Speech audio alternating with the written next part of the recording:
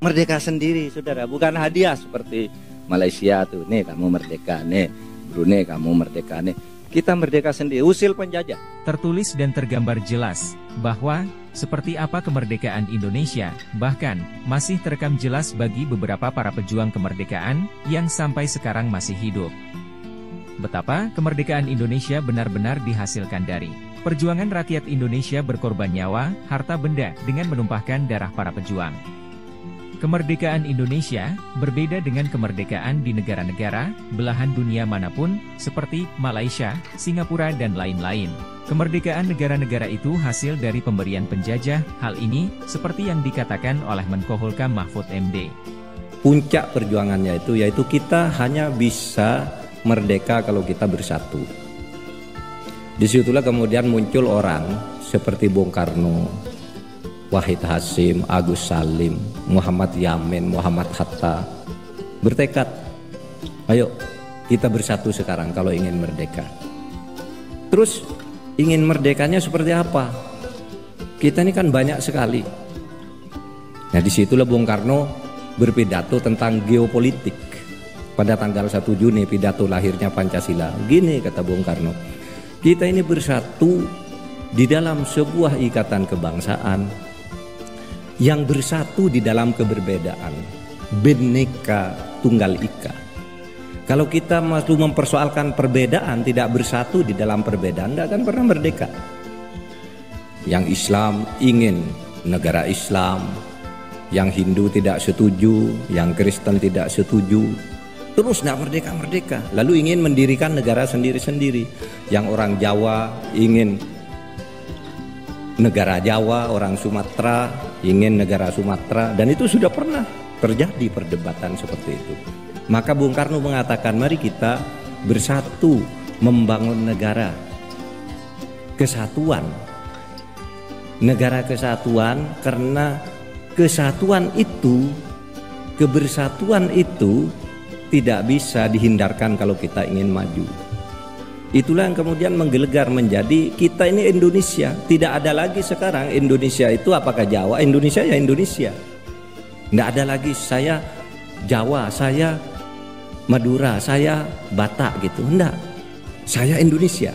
Bukanlah formula bahwa Indonesia itu bukan negara agama, tapi juga bukan negara sekuler. Apa? Negara kebangsaan, religious nation state. Negara kebangsaan yang berketuhanan, yang beragama. Agamanya apa? Semua agama diakui. Muncullah konsep ketuhanan yang Maha Esa itu. Disitulah kita bertemu. Disitulah kita bertemu. Jadi jangan katakan Bung Karno itu penganut sekularisme. Tidak. Bung Karno yang merumuskan pertemuan itu. Semula Bung Karno itu memang sekularis sejati sebelumnya tahun 38. Baru di tahun 45 ketika bertemu di BPUPK itu, oke kita bertemu sekarang di dalam negara kesatuan yang Islam tidak menuntut berdirinya negara Islam secara formal, karena ini negara kebersamaan, negara kebersatuan. Kalau di dalam agama Islam itu ajarannya apa? Perbedaan itu adalah ciptaan Tuhan. Walau sya'allahu laja'alakum ummatan wahidah. Kalau Allah mau semua kamu ini satu. Islam semua bisa kalau Tuhan mau. Kristen semua bisa, namanya Tuhan. Satu kalau Allah mau. Tetapi saya jua, kata Tuhan itu, saya jua yang menciptakan kamu berbeda agar kamu maju di dalam keberbedaan itu. Itulah yang kemudian dipakai oleh umat Islam untuk bersatu, bersaudara sepenuhnya dengan setulus hati dengan saudara-saudara yang berbeda suku, berbeda agama, berbeda bahasa daerah. Coba bayangkan saudara, geopolitik kita yang dipersatukan oleh Bung Karno itu, saudara, 17.504 pulau bersatu. Tidak ada negara sebesar Indonesia, sebanyak Indonesia pulaunya. 1.360 suku bersatu. Selalu mengatakan gini loh, tahu tidak Anda bahwa Indonesia ini adalah satu-satunya negara di dunia satu-satunya yang negara merdeka karena mengusir penjajah. India tuh merdeka tadi karena diberi hadiah oleh Inggris. Malaysia diberi hadiah oleh Inggris, merdeka. Amerika merdeka mengusir penduduk asli. Australia mengusir penduduk asli. Indonesia tidak, mengusir penjajahnya. Hanya Indonesia. Ada yang mengatakan, yuk, banyaklah negara yang mengusir penjajah seperti Vietnam, Aljazair. Itu sudah menjadi negara mau diinvasi, diusir. Kalau Indonesia dari belum ada menjadi ada itu dengan cara bersatu usir penjajah. Bahkan dulu Indonesia pun sebenarnya mau diberi kemerdekaan itu dengan hadiah. Bung Karno, Bung Hatta, Rajiman sudah dipanggil ke Dalat. Oke, pemerintah Jepang sebagai penjajah akan memberi kemerdekaan kepadamu tanggal 24 Agustus. Bung Karno setuju, Bung Hatta setuju, Rajiman setuju. Oke, kita merdeka. Tapi pulang ke Indonesia dicegat oleh anak-anak muda seperti saudara Bung. Harus merdeka sekarang. Nggak bisa, kata Bung Karno. Saya sudah berjanji tanggal 24 akan ngambil kemerdekaan ke Tokyo. Bung Hatta juga nggak mau. Lalu diberitahu, Bung, kalau tidak merdeka sekarang, Indonesia tidak akan pernah merdeka. Kenapa?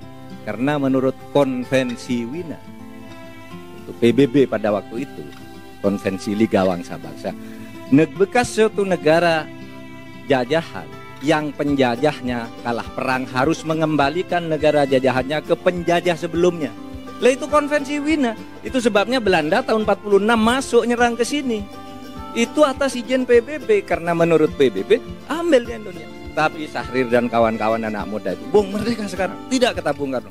Kalau tidak merdeka, kami culik. Diculik. Diculik benar. Diculik. Gimana merdeka? Dibawa ke Rengas Dengklok. Disitulah Bung Karno tanggal 16 Agustus bersama Bung Hatta mengucapkan proklamasi kemerdekaan, menaikkan bendera merah putih, menyanyikan lagu Indonesia Raya. Ntar dulu, itu kan 16 Agustus tuh, 16 Agustus itu kan gembira dulu. Pulang, Bung Karno pulang sore, lalu saya tadi diculik karena dipaksa ya saya mengucapkan ke. Iya ya betul nih, ada ceritanya. Karena dipaksa saya oleh anak-anak muda ini, katanya.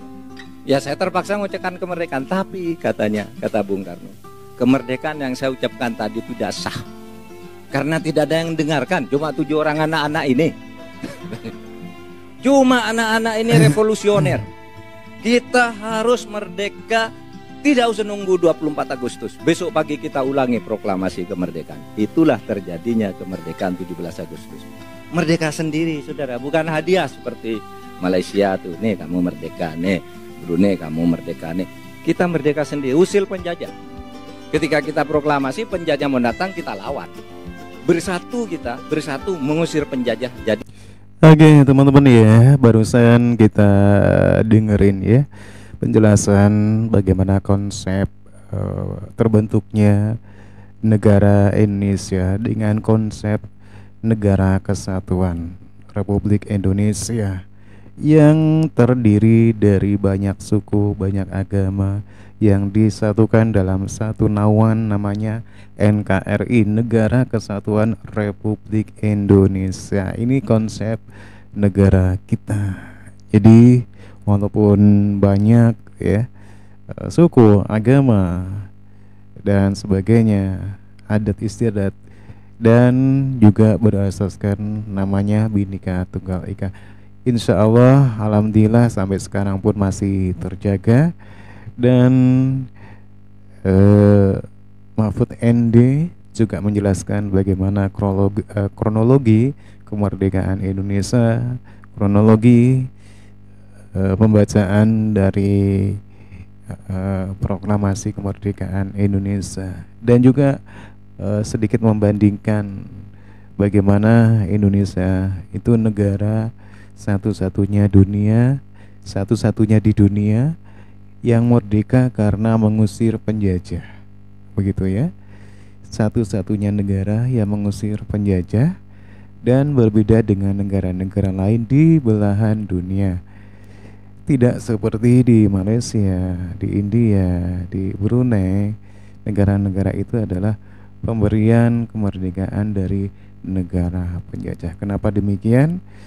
Karena seperti yang bisa kita ambil poinnya tadi, bahwasanya cerita bahwasanya Bung Karno mau dipanggil ke Jepang untuk diberi kemerdekaan, tetapi para pemuda-pemuda revolusioner ini itu menculik ya, dan Bung Karno ini disuruh memproklamasikan, walaupun hanya disaksikan hanya 7 orang, tetapi oleh Bung Karno pada tanggal 17 Agustus itu kembali diucapkan dan bisa didengar seluruh Indonesia. Oke, demikian teman-teman ya, satu penjelasan dari Mahfud MD Menko Hulkam. Sangat jelas banget bahwasanya kemerdekaan kita emang benar-benar kemerdekaan yang didapat dari sebuah perjuangan yang luar biasa. Jadi paling nggak bisa membangun mental kita untuk menjadi mental pejuang ya, dan tidak seperti kemerdekaan di negara-negara lain seperti tetangga Malaysia. Oke, terima kasih sudah menyaksikan video ini. Silakan jangan lupa teman-teman subscribe dan like. Sampai jumpa lagi di video berikutnya.